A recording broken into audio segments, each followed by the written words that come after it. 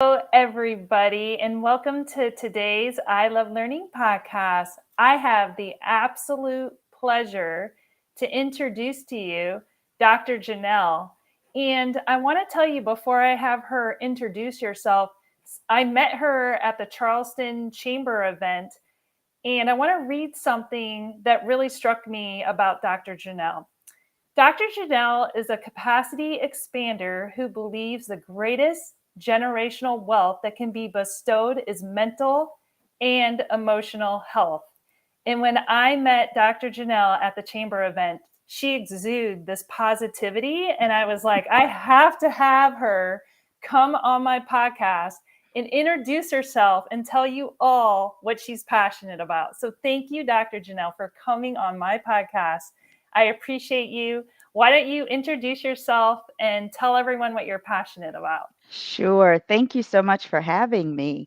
So, I absolutely love mental health. And it came to be that I was in a space where I recognized that oftentimes, particularly in my community, we're not thinking about the mental health impact that we're having in a space. We talk about emotional intelligence and we talk about, whether or not someone is being irrational and things of that nature.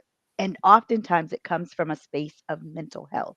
Mm, So I decided to go to school and figure out sort of what are the psychological spaces that happen through the trauma in our lives that bring mm, us to this place where we are in the present of our lives such that we are interacting with people in ways that is not conducive to our greatest health, our greatest mental and emotional spaces.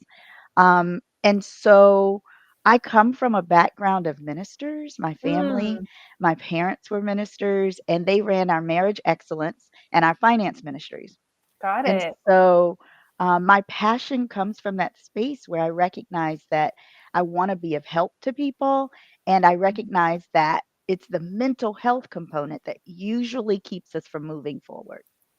Got it. So was it that your parents raised you that really was it that particular thing that really inspired you to follow this passion, or was it something else that really focused you as like, wow, this is really something that I want to dedicate my life and myself to? It was really my parents. Mhm. They had a number of counseling sessions with Mhm. individuals over and over and over again. And my mother used to get on my case because I would say, "This is the recidivism of marriage counseling." And she's like, "That's for prison systems," you Oh know. geez. Oh no. And I was just, just my play on Yeah. words, even as a kid. And so, what I recognize is that we have this incredible grasp for spiritual things. So, Mm. whether we're hugging trees, Oh. laying in the sand under the sun, or laying prostrate before the Lord on an altar, Mhm. right? Mhm. We are grasping and holding firm to those core beliefs and values. But Mm. sometimes it's the practical steps of Mm. what we need to do in life that we miss. Oh. And that's what I was seeing in all those people who were Mm. on this revolving door to my parents' office. And so I said, okay, I need to figure out what I can do that helps get them to a place where they can walk the path for much longer and Mm. not just feel like I believe in this, so it has to be as much as it is I believe in this. So what can I do to manifest? Ah, got it. So really helping him overcoming and get there. What do you Mhm. think through that journey that you had or that you've been through has been the most powerful learning experience for you to get to where you are today? Because it Mhm. sounds like you saw, you lived, you've been through so much through that journey. Yeah. I think, the biggest thing was my mother said to me I must have been probably 13 or 14 years old, Mm, and I was having a really tough time with some other family members, and mm, she said to me, "You're gonna have to learn how to slot it." SLOT. mm, Slot those emotions. Now, at the time, I thought, hmm. "Well, what does that mean? What do you mean Yeah. slot my emotions? I'm mad," Uh-huh. right? Yeah. What she was really telling me is what I now understand to be and have created around strategic emotional resilience. You're Hmm. going to have to be strategic in understanding your emotions such that you are able to still be in the presence of individuals, be authentic. You're not faking the relationship, but Mm. you're able to extend grace and compassion because they might not understand themselves why they're doing what they're doing. Ah. Yeah, that's Wow, that's powerful. powerful. Yeah, very powerful. And you mentioned grace, and you also mentioned a really key word that I think a lot of times people they haven't really defined. And you said authentic, Mhm. authenticity. So what does that mean in this context of that framework, you think? Well, it means literally being who you are and Mhm. first of all understanding who you are. So there's some self-awareness that has to come with that. And then it's being able to manifest that person in a way that is not hurtful to others. So you know how Oh, you have people who say things like, "Well, I am who I am and I can't help it. That's just how I talk." yeah, right? That's Mhm. not true. It's true that you're who you are, but Yeah. you can adjust in any environment because who Okay. you are doesn't show up at your job in the Mhm. same way it shows up at grandma's house for Thanksgiving. Okay. So you're going to, go off and say the things you want to say and you might tell people what Mhm. I'm not going to do, but when you Uh-huh. go to work you find a different way to say it, don't you? You Yeah. may lower your voice a bit. Mhm. So you're authentic to who you are. This is Mhm. true. And Mhm. at the same time, having this incredible acumen for being able to adjust slightly. It Oh, doesn't change you as a person. okay. I get that. That's interesting. I mean, all of us do that, right? I mean, Hmm. really getting at the core of who you are and really tapping into that.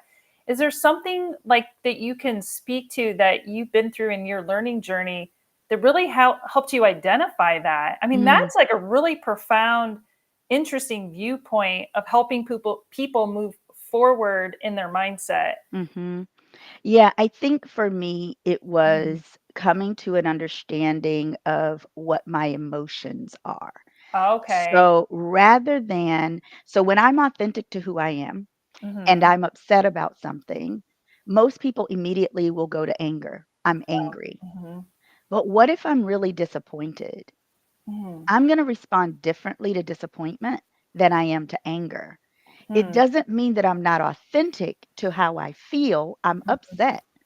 It Mhm. means that I've taken enough time to decide what I want to truly feel in the truth of the moment I'm in. See, Uh-huh. we get into these cognitive distortions, and I'll tell you how I Sure. got to mine. Okay, here's a Yeah, good okay, let's example. hear. Yeah. Mhm. So one of mine happened to me recently, a few years Uh-huh. ago. I ended Okay. up, unfortunately, in a divorce. Okay. And what happened for me was that I realized that I wasn't being true to the fact that I wanted to be in a relationship where I was respected and Mhm. my position was honored in the sense Mhm. that I'm a mom Mm. and being a wife and I'm also a businesswoman. And Mhm. I don't think I'm intimidating. People tell me I am. I don't think you're intimidating. No, All, right? absolutely. No. So, what I had to do in that situation was to Mhm. recognize that what I was feeling was not anger at his behavior, it was disappointment at his Mm. behavior. Now, that didn't change the fact that I am still acting as a loving mom and I'm still Mhm. acting as a loving wife and all Mhm. the other things that are a part of me. It means that now I can stop and be more authentic because Mm. I can say, that doesn't feel good to me. Mm. I don't have an Right. appreciation for the way that you're speaking to me. And Yeah. how do we change that? Now, Absolutely. That's the question because I was just gonna ask you how you got the mind of a champion. Share this with us, please. so Yes. when my boundaries were set clearly that Mhm. that was not going to work and I asked the question, how do we change it? Giving the other person the opportunity to work with me. If Mm. they decide they don't want to make the change, I have to make a Mm. decision Got about it. what I want to do next. Mm. And if I decide not to be authentic to what I know is true to who I Mhm. am, I should be Mhm. loved, Mhm. respected, honored, then Mhm. I have to move myself into a space where that exists. Yeah, you have to have enough courage inside of yourself to move to the next step, And right? that can be challenging. That can be Absolutely. I am not gonna tell you that's easy because that Absolutely. was 23 years of marriage. Wow. Absolutely. So, if you have someone in that situation or you've been in that situation Mhm. and it's like a hurdle you have to overcome, like you're in this situation, this relationship that isn't positive for you, how do you, or what strategies, or how do you overcome those hurdles? Yeah. You know, yeah. Asking myself the questions, is this real?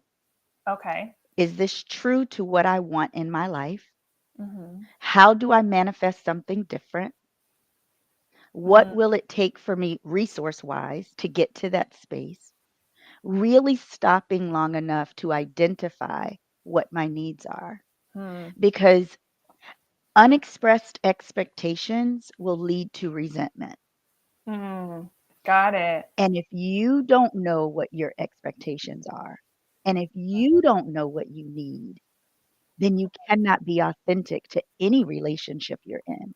Ah, When our mental health is yes.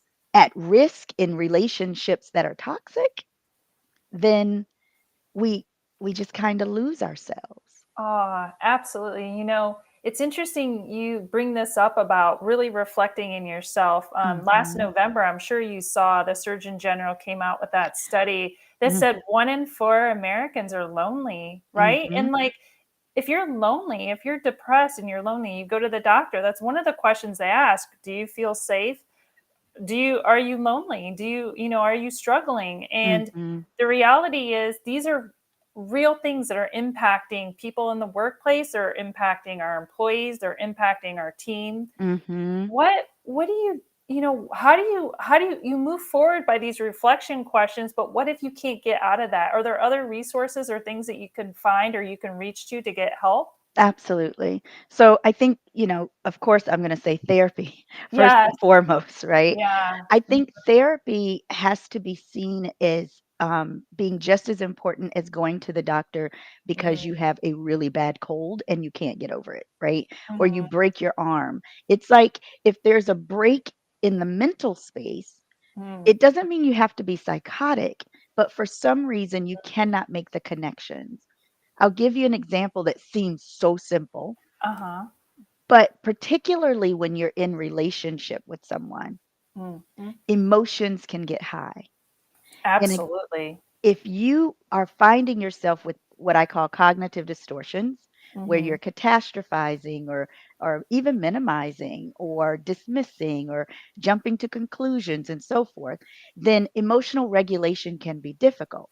So imagine for a moment if you're irritated with someone because they just aren't giving you the right gifts for each of your birthday, for Christmas, that Oh, you don't, wow. right? Yeah. You don't give me the right gifts. I'm always telling you I Okay. like A, B, C, and D, Yeah. right? Mhm. What would happen if you created an email for you Mhm. and that person, your partner, Mhm. that all you guys did throughout the course of the year is send little notes and links of things you like? Easy, it sounds like. Then Oh, when it's yeah. time to purchase a gift, for no reason at all or because it's a birthday, you just Yeah. go to the links. I love that idea. Setting little tips. That's great. Communication is key.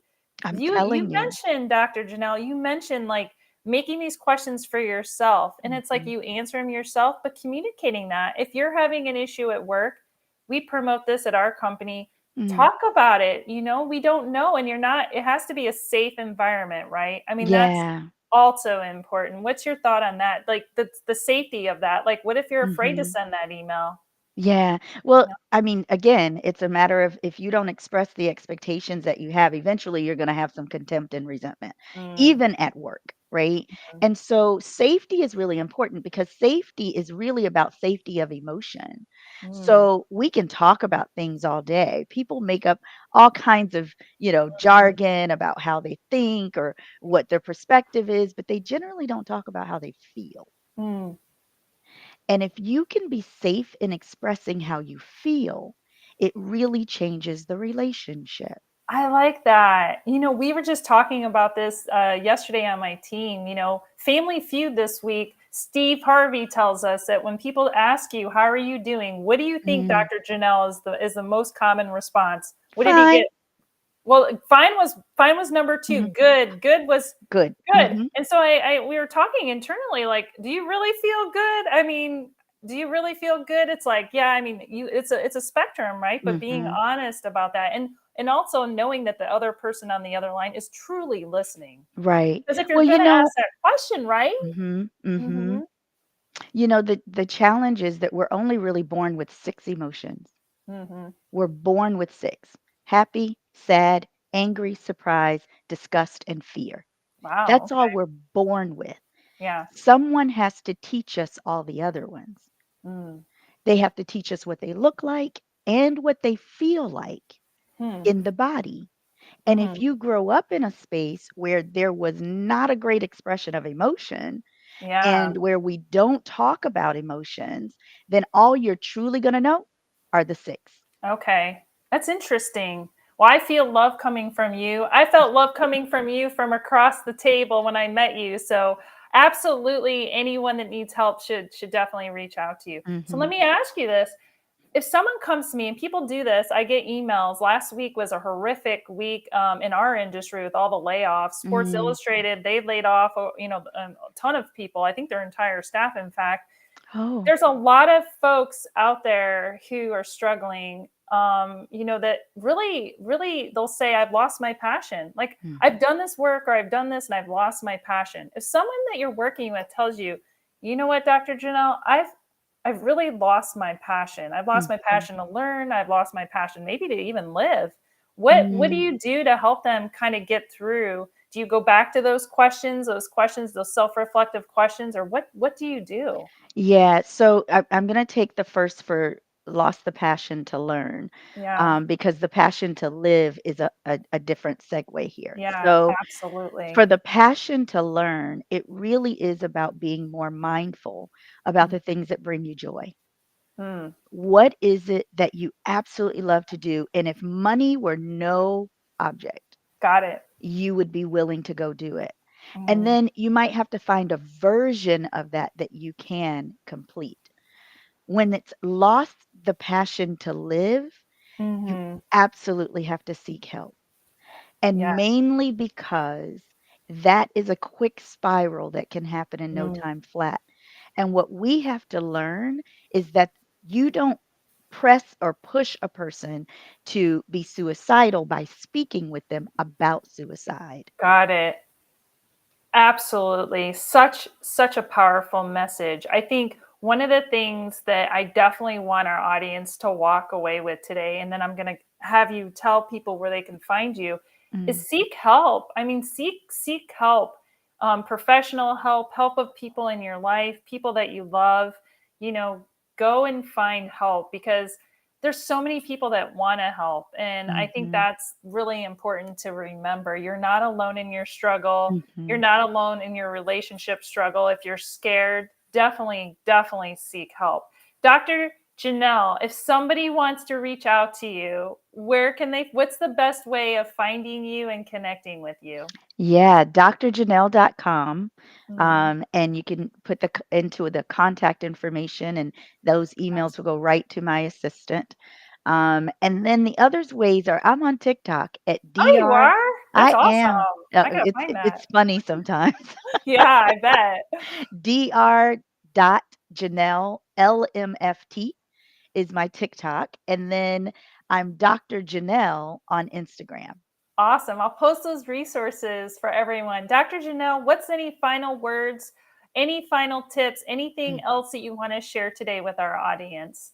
I think that it's important to recognize that there is this ability to hold on to the past so tightly Hmm. that you don't leave room for the present. I love that. I'm going to quote you. Definitely. That's an awesome way to end today's segment. Everyone, find a new passion, let go of the past. Let's Hmm. step forward into 2024. Thank you so much, Dr. Jeannelle, for being with me today. Thank you. Safe travels in all your talks, and I appreciate you coming on today.